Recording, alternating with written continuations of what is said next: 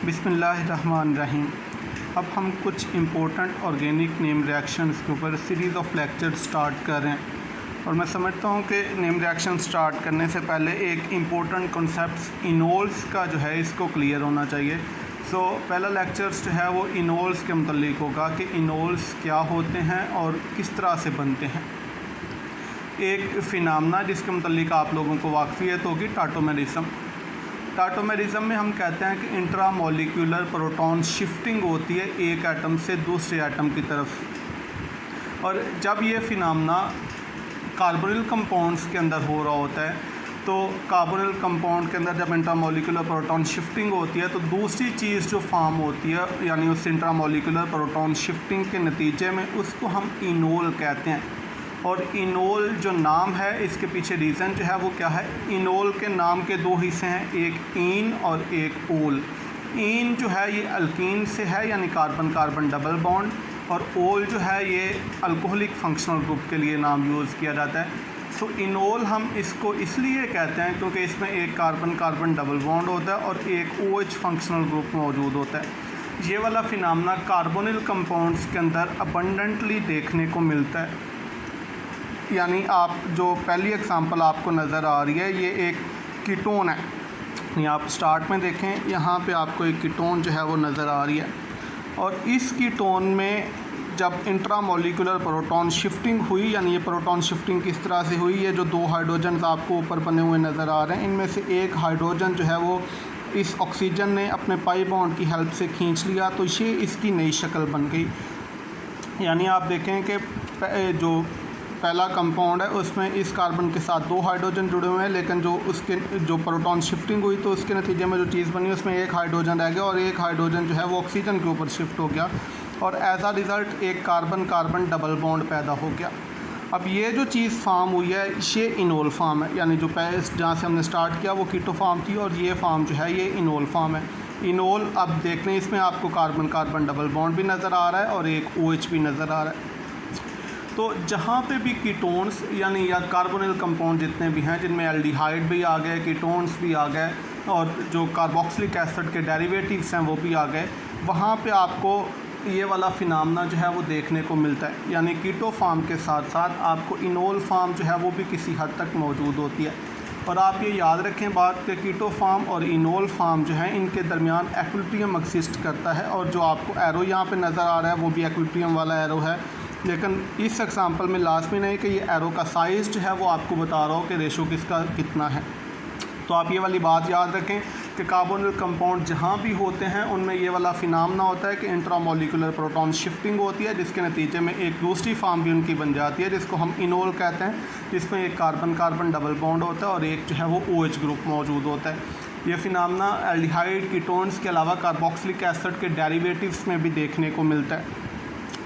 अब ये इनोलाइजेशन जो है वो होती क्या है, और यहाँ पे हमने ये वाली बात भी कर ली कि कीटो और इनोल फार्म के दरमियान एक्विलिब्रियम एक्सिस्ट करता है। इनोलाइजेशन जो है ये किस तरह से होता है, अगरचे अंडर ऑर्डिनरी कंडीशंस भी इनोलाइजेशन जो है वो हो जाती है। मैं आपको पहले बता दूं कि इनोलाइजेशन जो है वो इनोल के बनने का प्रोसेस है, यानी without using any catalyst ordinary conditions हैं उसके ऊपर भी इनोलाइजेशन होती रहती है, लेकिन it takes too much times यानी डेज़ और वीक्स।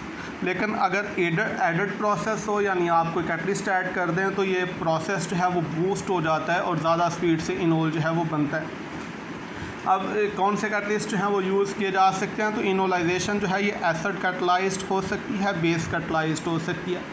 इनोलाइजेशन चाहे एसिड कैटलाइज्ड हो चाहे बेस कैटलाइज्ड हो, एंड प्रोडक्ट जो है वो सेम ही होती है यानी कि इनोल। अगरचे जो इनका जो मैकेनिज़्म है वो डिफरेंट होगा, अगर एसिड कैटलिस्ट यूज़ किया जाएगा तो मैकेनिज़्म डिफरेंट होगा, अगर बेस कैटलिस्ट है वो यूज़ किया जाएगा तो मैकेनिज़्म डिफरेंट होगा।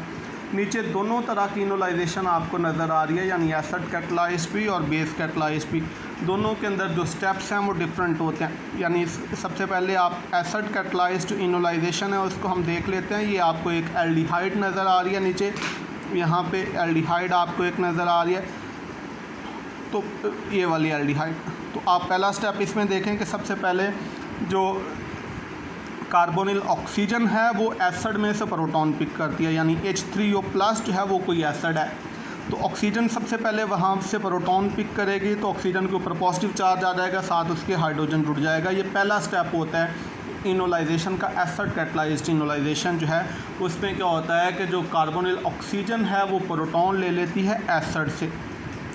और फिर दूसरे स्टेप में ये होता है कि पानी अब जो कॉन्जुगेट बेस के तौर पे रोल प्ले कर रहा है वो बीटा कार्बन से एक हाइड्रोजन पिक कर लेता है, जिसके नतीजे में एक कार्बन कार्बन डबल बॉन्ड जो है वो पैदा हो जाता है और पाई बॉन्ड ऑक्सीजन के ऊपर शिफ्ट हो जाता है, जिससे इसका पॉजिटिव चार्ज ख़त्म हो जाता है और फाइनली ये वाली चीज़ आपके पास फॉर्म हो जाती है जो कि एक इनोल है। तो ये स्टेप्स इन्वॉल्व होते हैं जब इनोलाइजेशन एसिड कैटलाइज्ड होती है, यानी सबसे पहले प्रोटोनेशन होती है कार्बोनिल ऑक्सीजन के ऊपर, फिर उसके बाद पानी जो है कॉन्जुगेट बेस जो है वो बीटा कार्बन से हाइड्रोजन पिक कर लेता है, दूसरे स्टेप में कार्बन कार्बन डबल बॉन्ड पैदा हो जाता है और OH ग्रुप लग जाता है, यानी इनोल फॉर्म हो जाती है। ये मैकेनिज़्म होती है एसिड कैटलाइज्ड इनोलाइजेशन की। इसके मुकाबले में जो बेस कैटलाइज्ड इनोलाइजेशन है उसमें सीक्वेंस ऑफ स्टेप्स जो हैं वो डिफरेंट हो सकते हैं, यानी उसमें सीक्वेंस ऑफ स्टेप्स इस तरह से होते हैं कि सबसे पहले बेस जो है यानी हाइड्रोक्साइड आयन जो है वो बीटा कार्बन से हाइड्रोजन पिक कर लेता है। तो उस हाइड्रोजन पिक करने से होता क्या है कि आपके पास जो है इनोलेट आयन बन जाता है। ये इनोलेट क्या है, पहले आप ये समझ लें कि इनोल में से जब प्रोटॉन हटा दिया जाए और इनाइन पैदा हो जाए, यानी ऑक्सीजन के ऊपर नेगेटिव चार्ज आ जाए, तो उसको हम कहते हैं इनोलेट। तो यहाँ पे आप ये वाली बात समझ लें कि सबसे पहले जो बेस है उसने बीटा कार्बन से हाइड्रोजन पिक किया, तो आप इसको दूसरी तरफ से भी समझ सकते हैं कि उससे होगा ये कि कार्बन के ऊपर नेगेटिव चार्ज आ जाएगा, यानी कार्बेनाइन पैदा हो जाएगा। और ये कार्बेनाइन जो होता है ये रेजोनेंस स्टेबलाइज्ड होता है। तो इसी वजह से जो बीटा कार्बन होता है कार्बोनिल कंपाउंड का वो बिट एसिडिक होता है, क्योंकि उसके नतीजे में बनने वाला जो कॉन्जुगेट बेस होता है वो रेजोनेंस स्टेबलाइज्ड होता है। ये वाली बात आप यहाँ पे समझें कि जब बीटा कार्बन से पहले स्टेप में बेस प्रोटॉन पिक करेगा तो जो कॉन्जुगेट बेस होगा वो रेजोनेंस स्टेबलाइज्ड होगा, और कॉन्जुगेट बेस की ये रेजोनेंस स्टेबलाइज्ड फॉर्म जो है इसको हम इनोलेट आयन कहते हैं। ये जो यहाँ पे आपको नज़र आ रही है इसको मैंने रेड मार्क कर दिया। अब दूसरे स्टेप में क्या होगा कि ये ऑक्सीजन जिसके ऊपर अब नेगेटिव चार्ज आया हुआ है ये पानी से जो यहाँ पे कॉन्जुगेट एसिड के तौर पे रोल प्ले करता है ये प्रोटॉन पिक करता है और फाइनली ये वाला इनोल फॉर्म हो जाता है।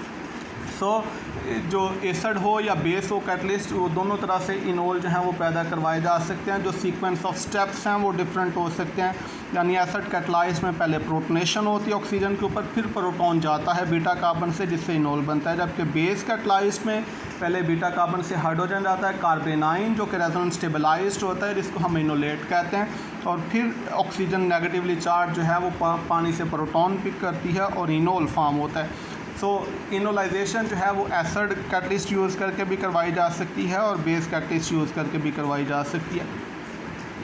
तो यहाँ पे एक बात जो समझना ज़रूरी है वो ये वाली है कि जो बेस कैटलाइज्ड इनोलाइजेशन होती है उसमें जो इंटरमीडिएट फॉर्म होता है उसको हम इनोलेट कहते हैं, और ये इनोलेट इस हिसाब से बड़ा इम्पोर्टेंट है कि ये न्यूक्लियोफिलिक स्पीशी है और बहुत से रिएक्शंस के अंदर ये न्यूक्लियोफाइल के तौर पे रोल प्ले करती है। जैसे एक मशहूर रिएक्शन जिसके मतलब आपको होता है एल्डोल रिएक्शन, उसमें यही वाला इनोलेट आयन जो है वो न्यूक्लियोफाइल बन के आधा पार्ट ऑफ कार्बोनिल कंपाउंड के ऊपर अटैक कर रहा होता है जिससे एल्डोल फॉर्म हो रही होती है।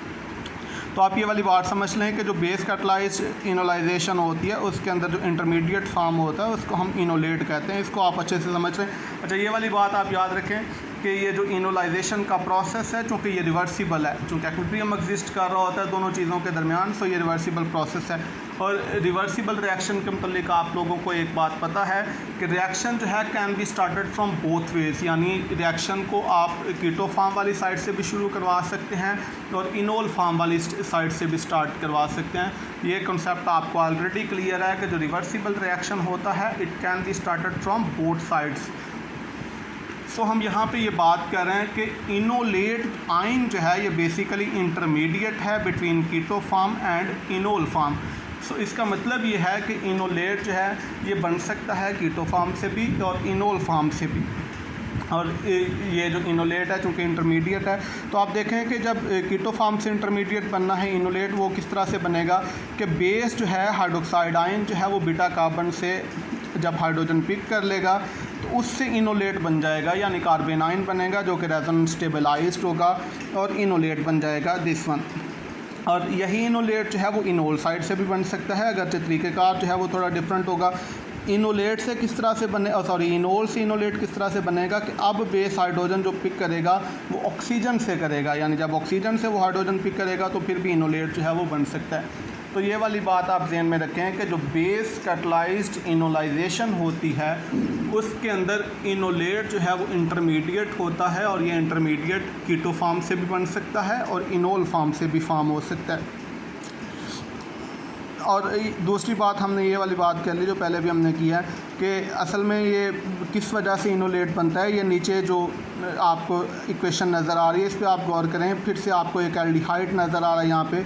तो हाइड्रोक्साइड आयन बेस जो है वो बीटा कार्बन से हाइड्रोजन पिक करता है, और इस हाइड्रोजन पिक करने से ये वाला आपके पास कार्बन आयन बन जाता है। और मैं अभी 2-3 दफ़ा ये बात कर चुका हूँ कि ये कार्बन आयन जो है वो रेजोनेंस स्टेबलाइज्ड होता है, यानी जो कार्बन पे नेगेटिव चार्ज है वो आगे carbon carbon double bond form कर लेता है और एक पाई बॉन्ड ऑक्सीजन के ऊपर शिफ्ट हो जाता है, जिससे ये वाली फॉर्म जो है वो बनती है जिसको हम इनोलेट कह रहे हैं।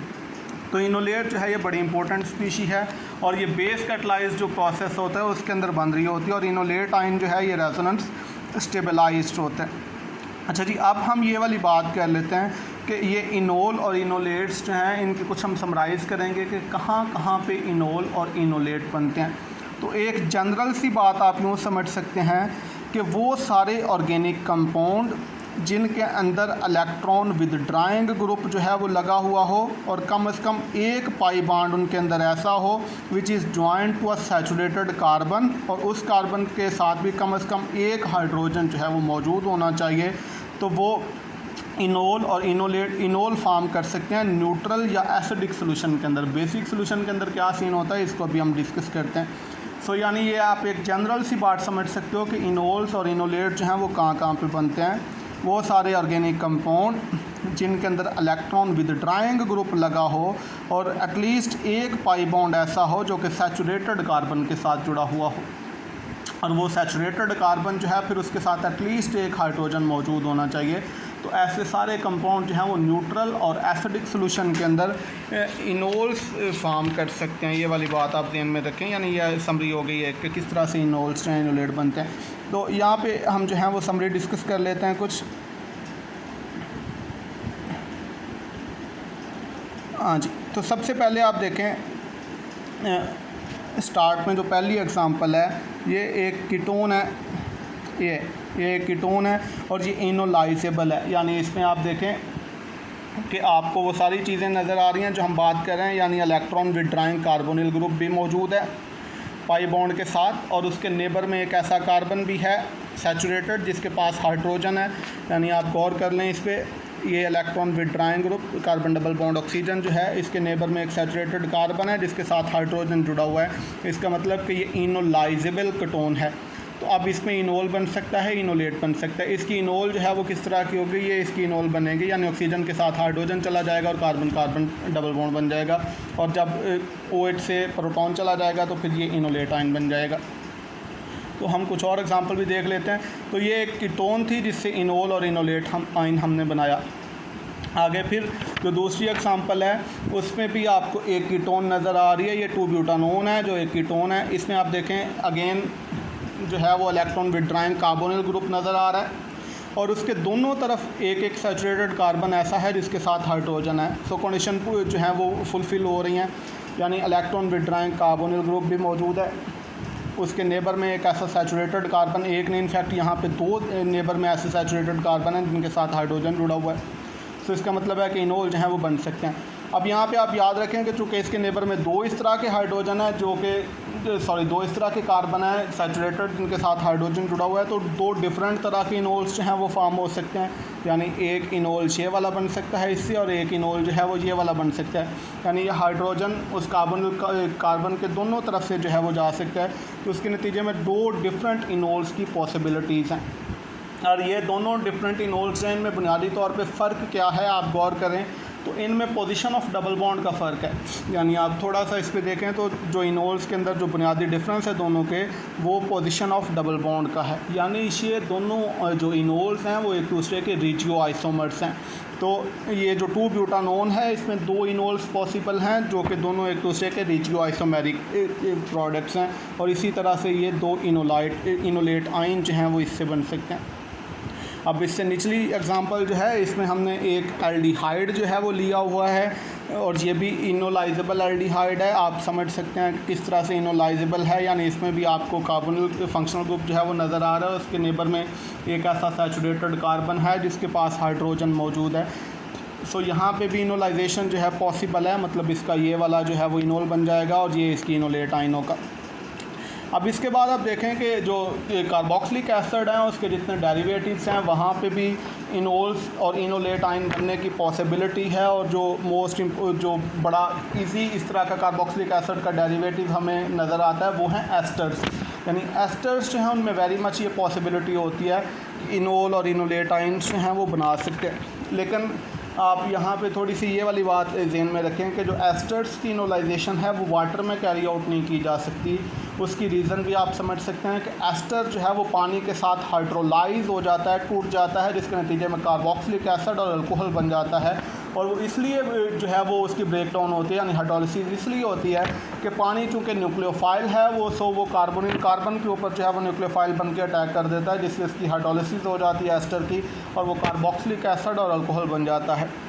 मैं दोबारा रिपीट करता हूँ कि अगरचे जो एस्टर है ये इनोलाइजेबल होता है, यानी इसमें वो कंडीशन होती है carbon double bond oxygen electron withdrawing होता है, नेबर में कार्बन भी है जिसके पास हाइड्रोजन जुड़ा हुआ है। सो इनोलाइजेशन तो पॉसिबल है, लेकिन मैं कह ये रहा हूँ कि पानी के साथ नहीं करवानी। रीज़न उसकी है कि पानी में एस्टर जो है इसकी हाइड्रोलिसिस हो जाएगी। सो हम कौन सा बेस जो है वो यूज़ कर सकते हैं? एक उसकी जो बड़ी अच्छी एग्जांपल है, जो बड़ी अच्छी एफर्ट है, वो ये हो सकती है कि मिसाल के तौर पे अगर मिथाइल एस्टर है तो आप मिथॉक्साइड आयन जो है उसको यूज़ कर सकते हैं बेस के तौर पे। अगर इथाइल एस्टर है तो आप इथॉक्साइड के तौर पे जो है वो यूज़ कर सकते हैं। उसका फ़ायदा ये होगा, यानी अगर जो मिथॉक्साइड या इथॉक्साइड है वो न्यूक्लियोफाइल बन के भी जो है वो रिएक्शन कर लें तो फिर से वही चीज़ जो है वो पैदा हो जाएगी और उसका नुकसान कोई नहीं होगा। ये वाली बात आपको यहाँ से समझ आ जाएगी। यानी ये आप देखें, ये हमने एक मिथाइल एस्टर लिया हुआ है और जो बेस हमने यूज़ किया है वो हमने मिथॉक्साइड यूज़ किया। तो अब मिथॉक्साइड जो है वो बीटा कार्बन से आप देखें हाइड्रोजन पिक कर रहा है, कार्बन कार्बन डबल बॉन्ड बन रहा है और ये इनोलेट आयन जो है वो पैदा हो गया।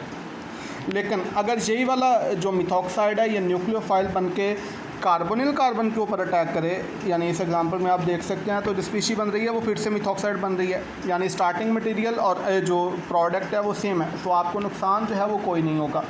इसके बरक्स अगर आप यहाँ पे वाटर जो है वो यूज़ करते तो हाइड्रोलिसिस हो जाती और जो एस्टर है वो टूट जाता अपने कंपोनेंट्स में, यानी कार्बोक्सिलिक एसिड और अल्कोहल में। यहाँ पे ऐसा नहीं होगा। सो ये आप एक चीज़ जो है वो यूज़ कर सकते हैं एस्टर की हाइड्रोलिसिस के लिए। अगर मिथाइल जो एस्टर है तो आप मिथॉक्साइड यूज़ कर सकते हैं, इथाइल एस्टर है तो आप इथॉक्साइड यूज़ कर सकते हैं, एक्सेट्रा।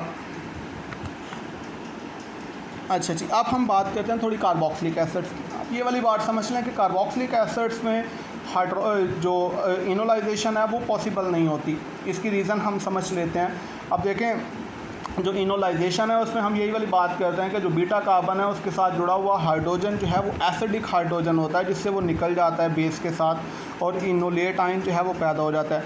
लेकिन कार्बोक्सिलिक एसिड के अंदर एक हाइड्रोजन और होता है जो इस हाइड्रोजन की निस्बत बहुत ज़्यादा एसिडिक होता है और वो कार्बोक्सिलिक ऑक्सीजन के साथ जुड़ा हुआ हाइड्रोजन है।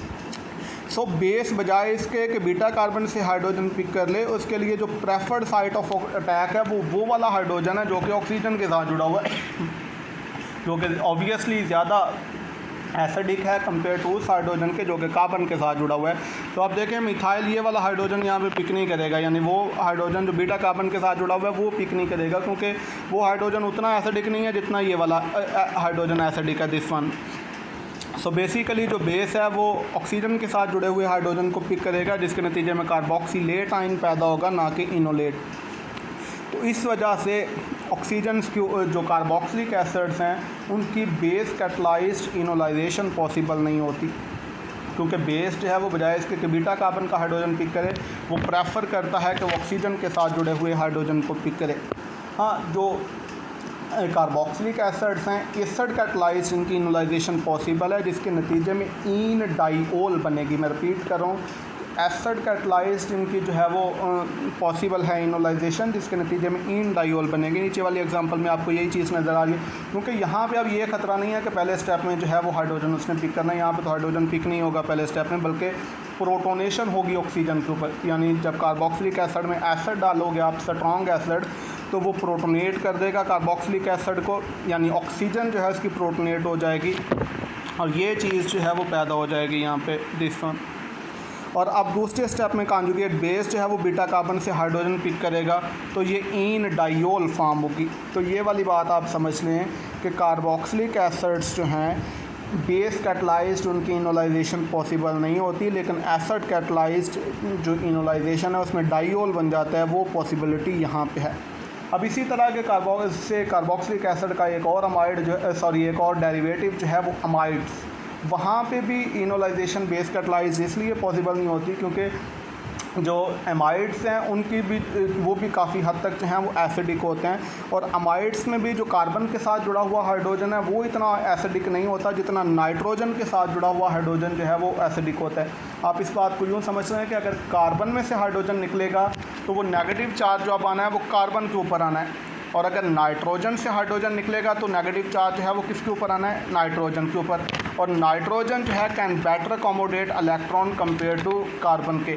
तो इसका मतलब है कि अमाइड्स के अंदर भी नाइट्रोजन के साथ जुड़ा हुआ हाइड्रोजन ज़्यादा एसिडिक है कंपेयर टू उस हाइड्रोजन के जो कार्बन के साथ जुड़ा हुआ है। तो for the very same reason amides जो हैं उनके ऊपर भी इनोलाइजेशन बेस कैटलाइज्ड पॉसिबल नहीं होती, सेम वे जिस तरह से कार्बोक्सिलिक एसिड्स में नहीं होती। यानी अब जो बेस आप यूज़ करोगे बजाय इसके कि वो बीटा कार्बन के साथ जुड़ा हुआ हाइड्रोजन पिक करें, वो नाइट्रोजन के साथ जुड़े हुए हाइड्रोजन को पिक कर लेते हैं, और ये चीज़ जो है वो फॉर्म हो जाती है, ये चीज़। और अगेन ये वाली जो फॉर्म है ये भी रेजोनेंस स्टेबलाइज्ड होती है। तो कार्बोक्सिलिक एसिड के जो डेरिवेटिव हैं अगरचे कार्बोनिल कंपाउंड्स के अंदर ही इनका शुमार होता है, और इनमें भी इनोलाइजेशन पॉसिबल होती है, लेकिन इनोलाइजेशन कार्बोक्सिलिक एसिड्स और अमाइड्स जो हैं इनके अंदर बेस कैटलाइज्ड इनोलाइजेशन इसलिए नहीं होती क्योंकि इनमें जो एसिडिक हाइड्रोजन है वो कार्बन के साथ जुड़े हुए हाइड्रोजन के बजाय दोनों में, एक में वो हाइड्रोजन जो ऑक्सीजन के साथ जुड़ा हुआ है और एक में वो हाइड्रोजन जो नाइट्रोजन के साथ जुड़ा हुआ है, वो ज़्यादा एसिडिक होते हैं, तो जिस वजह से बेस कैटलाइज्ड इनोलाइजेशन इनमें पॉसिबल नहीं होती। फाइनली फिर से मैं एक दफ़ा वो वाली बात रिपीट कर देता हूँ कि इनोलाइजेशन कहाँ कहाँ पे होती है। वो सारे ऑर्गेनिक कंपाउंड जिनमें इलेक्ट्रॉन विड्राइंग ग्रुप होता है और एटलीस्ट वन पाई बॉन्ड ऐसा हो which is joint to saturated carbon, और उस सैचुरेटेड कार्बन के साथ जो है वो फिर आगे कम से कम एक हाइड्रोजन होना चाहिए, वहाँ पे इनोलाइजेशन पॉसिबल होती है। और ये इनोलाइजेशन जो है वो एसिडिक और न्यूट्रल सोल्यूशन के अंदर है। बेसिक सोल्यूशन के अंदर अमाइड्स और कार्बोक्सिलिक एसिड इसमें एक्सेप्शंस आ जाती हैं, उसकी रीज़न को हमने यहाँ पे काफ़ी डिस्कस कर लिया। फाइनली एक दफ़ा और मैं रिपीट कर देता हूँ कि वो सारे ऑर्गेनिक कंपाउंड जिनमें एक इलेक्ट्रॉन विड्राइंग ग्रुप लगा हुआ हो पाई बॉन्ड के साथ, और वो पाई बॉन्ड जो है attach to saturated carbon which contains at least one hydrogen, वहाँ पे न्यूट्रल और एसिडिक सॉल्यूशंस के अंदर इनोलाइजेशन पॉसिबल होती है। बेसिक सॉल्यूशंस के अंदर भी होती है with exception of carboxylic acids and amides.